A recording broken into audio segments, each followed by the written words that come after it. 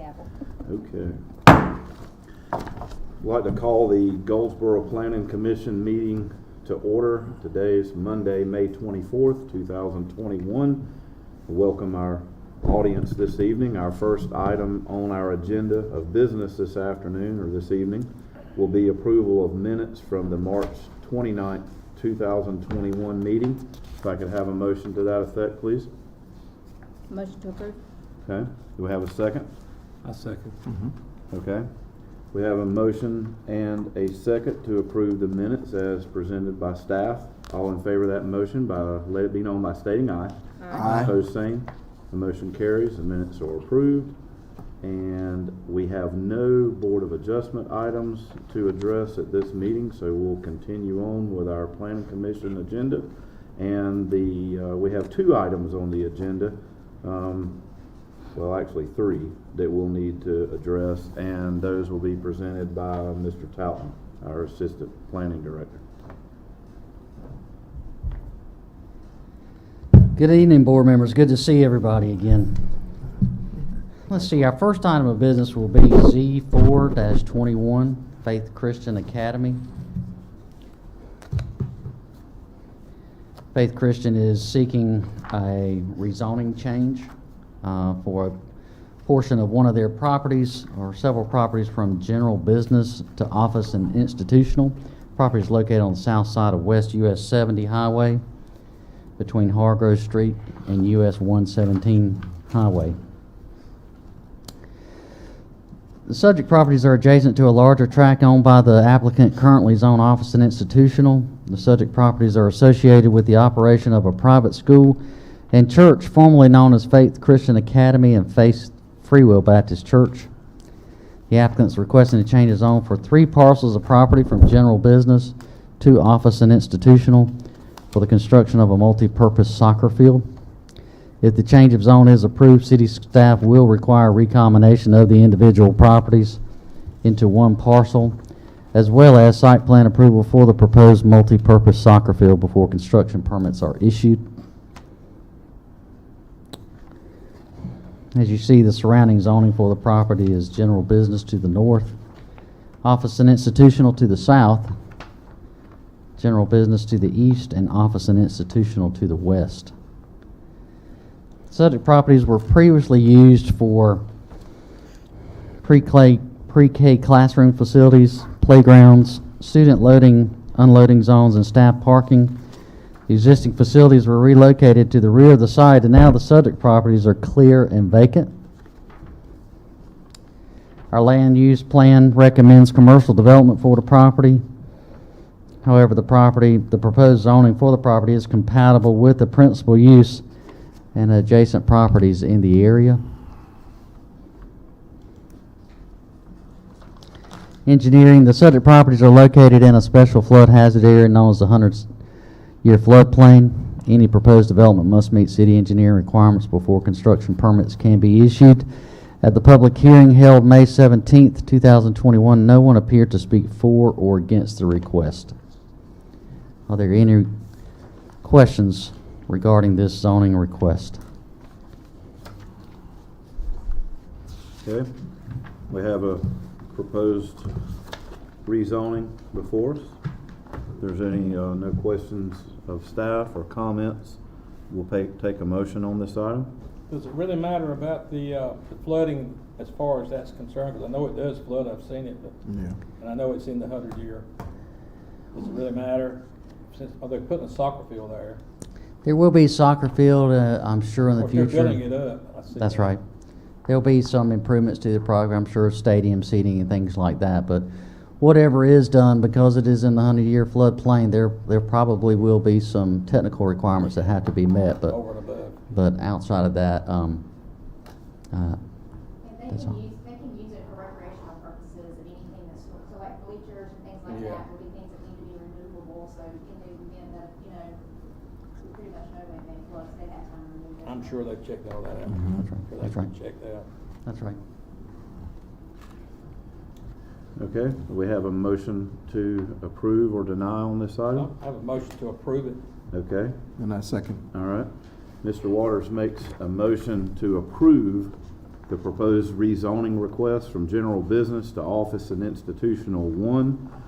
And that the request also that the proposed rezoning request from general business to O&I 1, even though it's not consistent with the city of Goldsboro's land use plan because commercial development is recommended for the property. However, the proposed use is compatible with the principal use and the majority of adjacent properties within the surrounding area.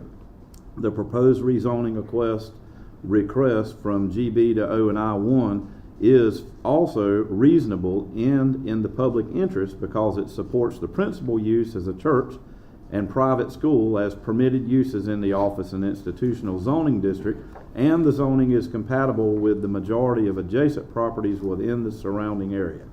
That would be your motion to approve, Mr. Waters? It would. That's seconded by Mr. Slater.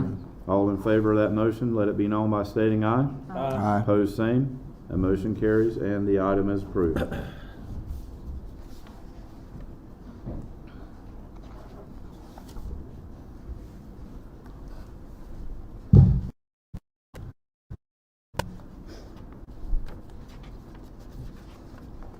The next item we have before us is a conditional use permit request by Mr. David Hood of 307 South Andrews Avenue. This property is located on the west side of South Andrews Avenue between Laurel Street and East Pine Street. Again, the applicant is requesting an accessory dwelling to be located behind his principal residence. According to the city's Unified Development Code, accessory dwellings are permitted in all single-family zoning districts or developed lots, with the exception of the agricultural zoning district only after the attainment of a conditional use permit approved by City Council. The approval criteria for accessory dwellings are as follows. Number 1, accessory dwellings must comply with all applicable local, state, and federal housing codes. Only one accessory dwelling may be permitted per lot. The accessory dwelling or accessory apartment shall not exceed 40% of the square footage of the livable area of the principal structure, or 1,100 square feet of gross floor area, whichever is less. Number 3, the accessory dwelling shall be sited to the rear of the principal structure. All accessory dwellings must meet the setback requirements established for the principal structures or the district in which they are located. Number 4, the exterior of the accessory dwelling shall be compatible with the principal residence in terms of color, siding, roof pitch, window detailing, roofing materials, and foundation or skirting appearance. Manufactured homes shall not be pulled up to or attached to the principal residence and be considered as an accessory dwelling. Number 5, where there is no public sanitary sewer service to the accessory dwelling, the county health department shall approve sanitary sewer services provided to such accessory dwellings before construction begins. According to the submitted application, the applicant is requesting a conditional use permit for the construction of a 12-foot wide by 24-foot deep, approximately 288 square foot accessory dwelling to be located in the rear yard of the property. As you recall, one of the approval criteria was on the previous page 2, that it shall not be more than 40% of the square footage of the livable area of the principal structure, or 1,100 square feet of gross floor area, whichever is less. This would actually be 40% of the principal structure was approximately around 500 square feet, so it's well under that. Again, it will be located to the rear of the property. Currently, the property is occupied by a single-story, 1,264 square feet, single-family dwelling. It is located in the R6 residential zoning district. Staff has informed the applicant of the fact that the proposed accessory dwelling must be constructed to meet the minimum requirements of the North Carolina State Building Code, as well as supplemental regulations of the city's Unified Development Code for accessory dwellings. If the applicant's request for a conditional use permit is approved, building elevations, a site plan, floor plan, and construction specifications shall be submitted and approved by city staff before building permits can be issued. At the public hearing held May 17, 2021, the applicant spoke in favor of the request and no one appeared in opposition. Let's see. I believe that is the only picture we have at this time. Are there any questions of this particular conditional use permit request? I've read it, all this, but what is exactly, is it a accessory dwelling? I know what we read, but what does it actually mean? Right, well, it is a livable residence Dwelling, yeah. that is built to North Carolina State Building Code, and the building code actually has minimum requirements for occupancy of any, or construction of any dwelling. Must have a kitchen, must have bathroom facilities, tub and a Livable. shower, livable area, space, and a bedroom as well. So as long as it meets those minimum requirements, it will meet the Good to go. requirements of accessory dwelling. Yes, sir. Is it a trailer? No, sir. Wouldn't be considered a trailer in the form of a manufactured home? Mhm. No, sir, it would not be. Would it And be like again, an in-law suite? What they call an in-law suite? something maybe similar to it. All depends on the actual use, and I'm going to defer to the planning director real quick. Hang on one second for me. At the public hearing that night, the applicant did speak. If you tuned in to that, you would have heard him indicate that his wife's or his in-laws are, I believe he said, from India. And when they come in and visit, they're here for like months at a time. And in order for them to have somewhat their own private space and not be underneath them at their home and still feel like, they are having their space, that is the sole purpose of the use of this unit. Kind of explains it all right there. Right there, Yeah, that's why I said in-law suite. Yes, it's like an in-law suite, Yeah. but it is not attached to the primary structure. That's Got it. So it will, he is going to adhere to all of our criteria within as far as accessory dwellings, but that is the intended use of this on that property. And, he has not indicated any means of renting it out or anything like that. It is strictly for when his in-laws come in to visit. Good deal. I'll have to say, in the past, we've reviewed cases like this, and just through experience, it was we wanted to see if the applicants had some sort of hardship. Maybe they suffered a storm that made their house not livable, and this is why they were asking for an accessory dwelling.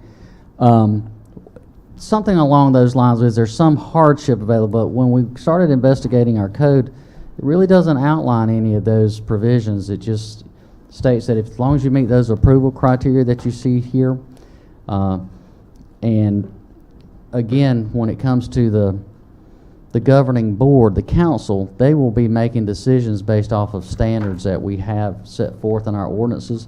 The planning commission is not charged with reviewing those standards, but if there are things that would negatively impact the adjacent property owners or the actual neighborhood in some way, shape, or form, then those standards could be used to determine whether or not the use will be approved going forward.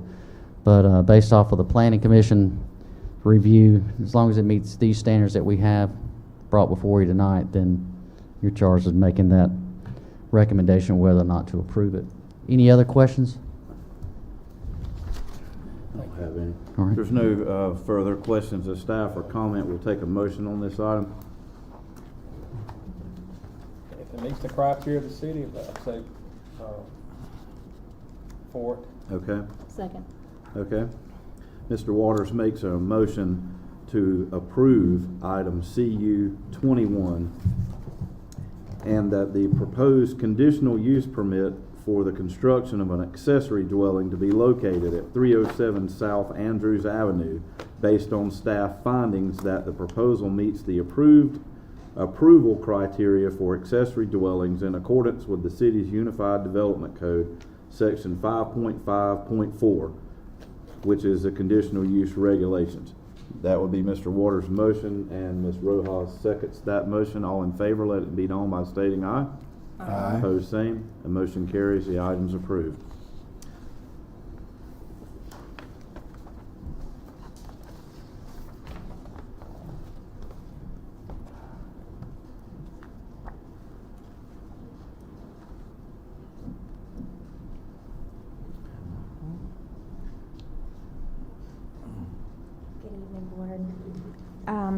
I am going to briefly introduce your next item for a recommendation.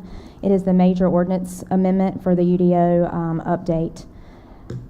City Council at their meeting held in December 7th of 2020 adopted a resolution authorizing the mayor and the city clerk to execute a contract with Stewart Incorporated for the Unified Development Ordinance Update Assistance to reflect the Chapter 160D reorganization. In 2019, the North Carolina General Assembly adopted a complete reorganization of the state's planning and development regulation statutes and named it Chapter 160D. To conform to this new regulatory and statutory framework, every city and county development regulation in the state of North Carolina must update his or her ordinance by July 1.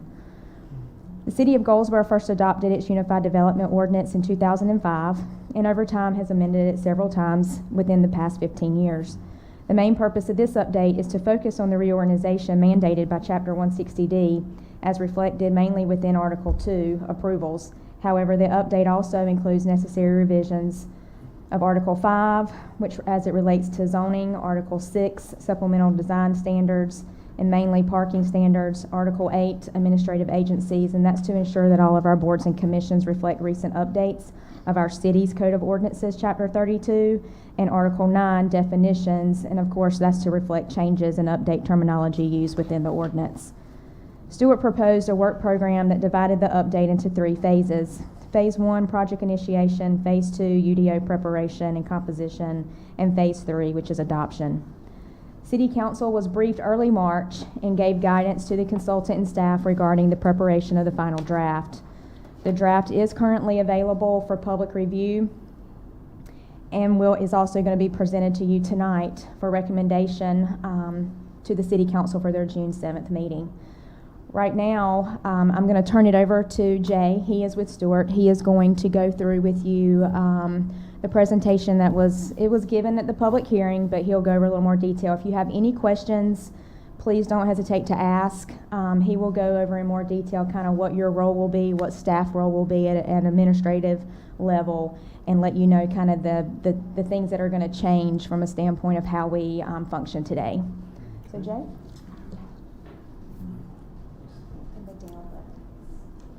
Gotcha. Thanks. Good evening. Nice to be here tonight. Thanks for having me, and when we get to the end of this, if you have any questions, I'll be happy to answer them. So as Jennifer mentioned, I'm with Stewart. We helped with the UDO update for the 160D state requirement. This is the project team. So myself, Chad Seri is our principal in charge of the municipal planning group at Stewart, and then the rest of the team, Caroline and Andrea as well. And we are based out of the Raleigh office, but Stewart itself, it actually has a few offices. Looks like I missed that slide, but a few offices throughout the state and one in South Carolina. Mostly it's engineers and landscape architects and transportation and surveyors and so forth, but we have a small group of land use planners with municipal planning experience, and so we use that expertise to bring to bear on land use plan updates and ordinance updates. As Jennifer mentioned, the state legislature got around to updating the zoning enabling legislation statewide. Basically, we used to have a county ordinances and city ordinances, and they basically said about 90% of the same stuff, and they finally put them together and made a few other changes and then required that everyone in the state become compliant. And so that's what every city and town and county in the state is doing right now, is getting compliant. And there's actually a little bit missing there, but the state deadline for local compliance is July 1st, is what that last bullet says. So there's kind of the timeline that was outlined previously. Presumably this will move forward to council review and adoption on the 7th, at the council's meeting on the 7th.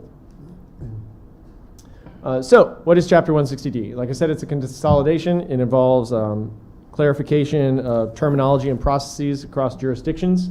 A lot of places were doing things differently, and I think the private sector got a little bit frustrated about working in different places and having to play by different rules. So the state helped clarify what that means. And the big thrust of that was to clarify all development review and land use decision types into one of 3 buckets: legislative, administrative, or quasi-judicial. And in addition, they also quite explicitly outlined what vested rights are and how they're obtained, and what the restrictions are for local governments to impose unlawful conditions on development requests. So a little bit more in-depth administrative review basically involves an objective measurement of whether or not a standard is met.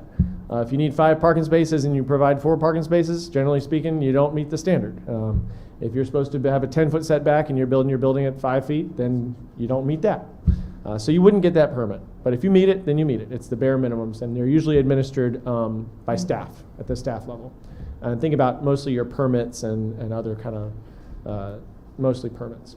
Legislative, obviously you all are familiar with that in your capacity as a planning commission.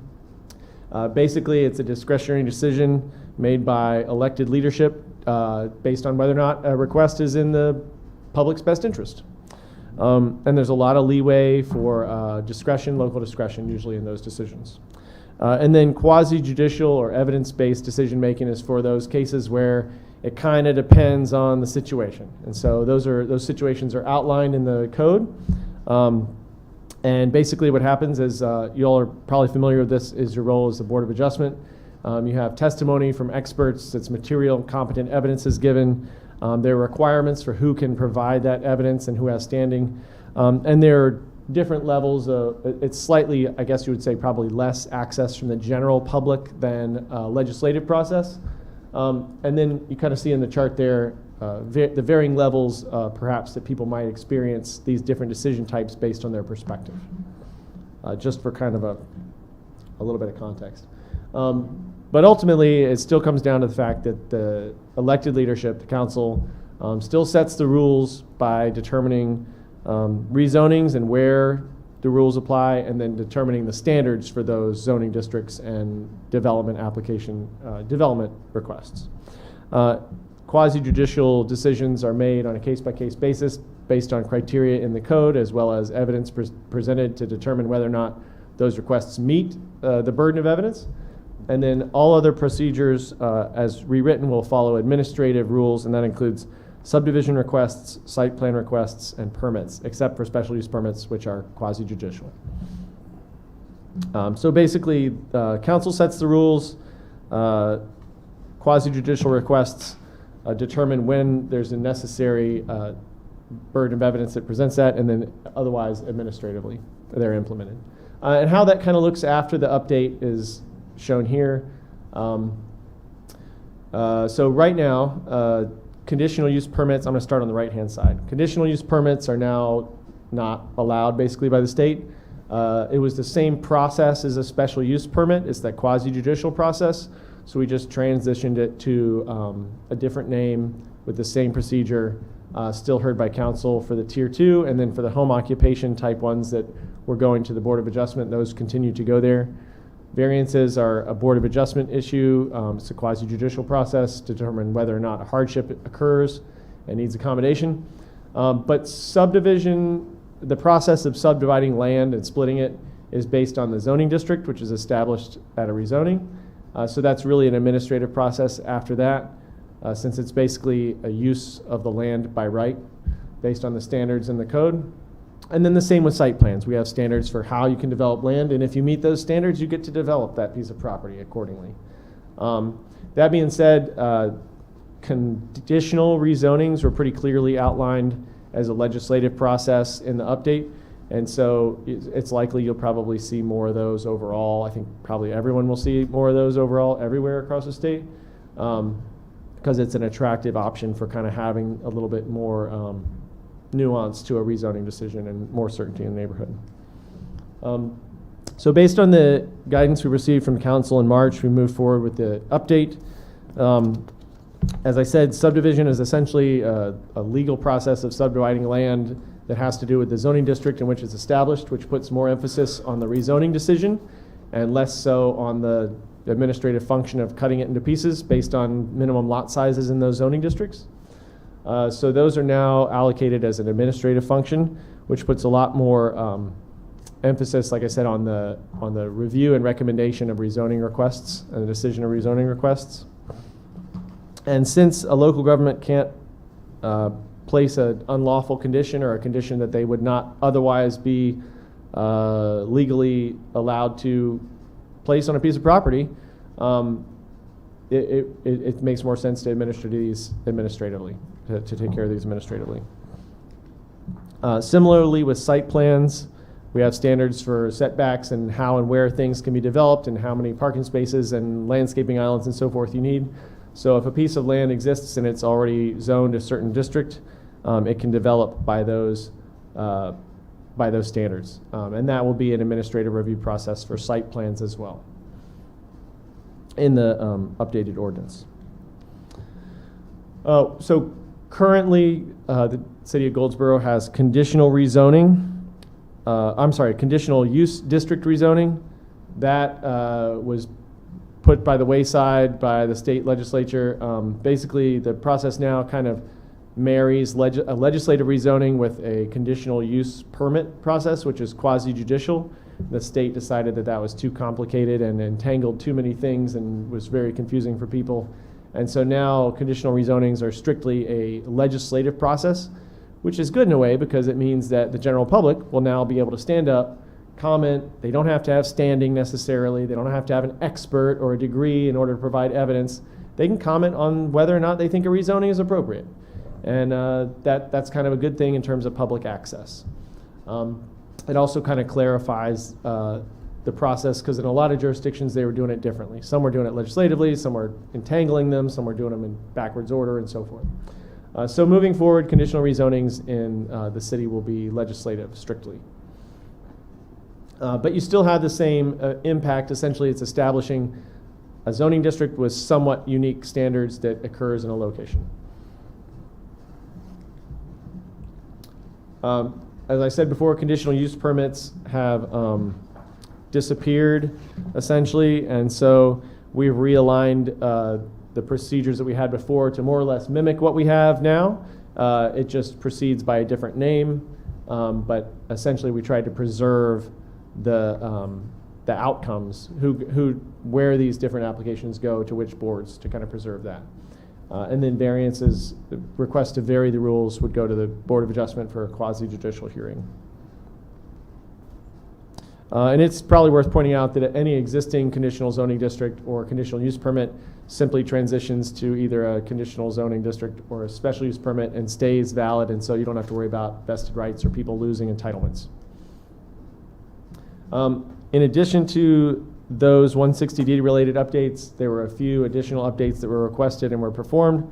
There was some review of the zoning districts and setbacks and dimensional standards. There was some refinement of the parking standards and supplemental use standards like for large-scale gatherings, temporary gatherings, and shipping container usage for storage, as well as some general kind of overhaul, well, I wouldn't even say an overhaul, but some minor tweaking of the table of permitted uses to be more reflective of present-day terminology.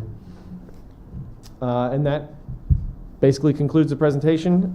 As Jennifer said, it's been available for public review and comment, and if you have any questions about it specifically or generally, I'm happy to answer them. Thank you. Thank you. Appreciate you being here and making the presentation for us. I've reviewed myself the material that he spoke on. I don't have any questions. Does anyone else have any questions?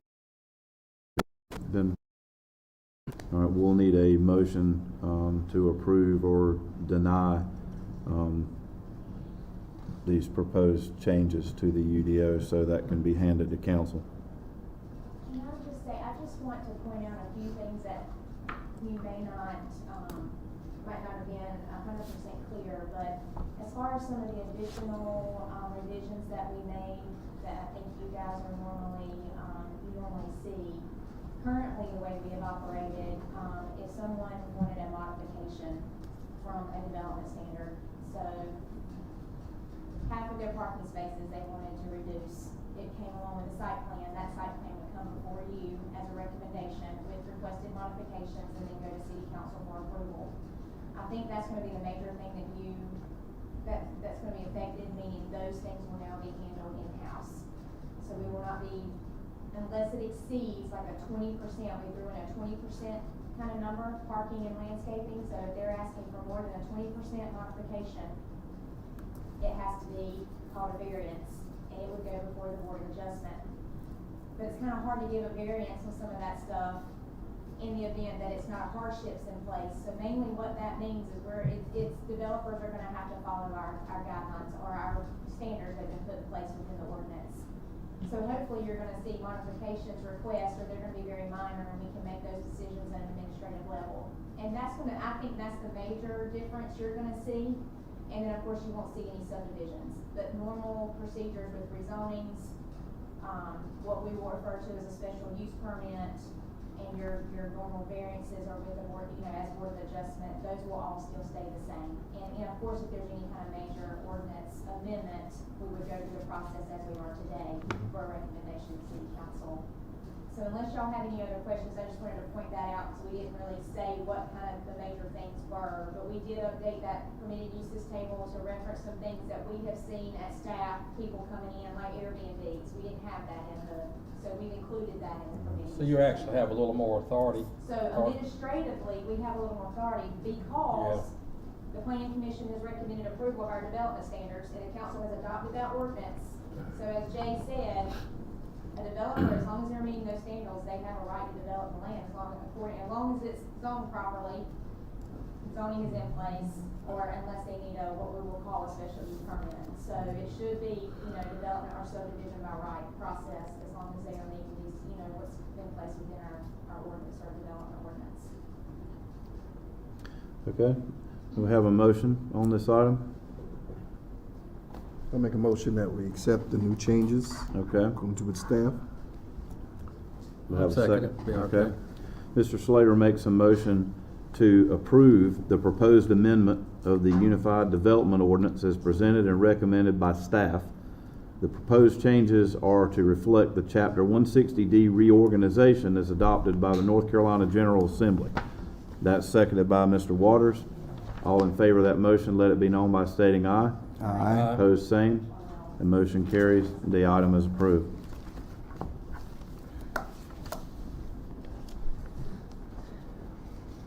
Chairman, the only other thing that we have tonight, just to let you know of what's coming down the pipe for next month, we have a rezoning request by Miss Anita Youssef to rezone residential property to office and institutional. It's located on the south side of East Ash Street between Barrow Court and Malloy Street. We also have a request from Mr. Fred Smith to rezone a piece of property from general business. One clarification here, this is to I-2 conditional zoning. So this would actually be that would limit the use to an asphalt plant for the property located on the north side of West US 70 Highway between Perkins Mill Road and Springwood Drive. This would be just east of the old Budweiser plant there on 70, if you weren't familiar with that property. And that's all that we have at this time. Thank you. Yes, All sir. right. We did have one more come in today. We gave an applicant an extension to get in a rezoning. We will be requesting a rezoning, just conditional zoning. Is requesting a waiver of the site plan, but it is our concept plan at the time of rezoning, but it's for what I refer to as a planned unit development for homeless. It is being proposed on South Slocum Street, roughly right adjacent to Day Circle. So that's by Mr. Thomas Rice, so that will also be before you at your public hearing and the next public hearing. And that's a rezone That is for request with a deferred site plan? Don't I recall something about a change made to that, or we weren't taking them? There isn't anything being submitted right now, so because council hasn't adopted our current code, and adoption is not anticipated until June 7th. The middle date was still under the current code. So anything against or before you at a June public hearing will still kind of be the old code. So anything coming to you in July will be our adopted. Okay, yeah, because I remembered They something submitted about. At the time, I don't have an approved text amendment. So yeah, and in future after So that in the adoption. future after that, they would Have to. If they're requesting conditional zoning, they will have to have a master concept plan. Okay, perfect. All right, no further business. We're adjourned. I would still kind of suppose, at one time we were coming to the city council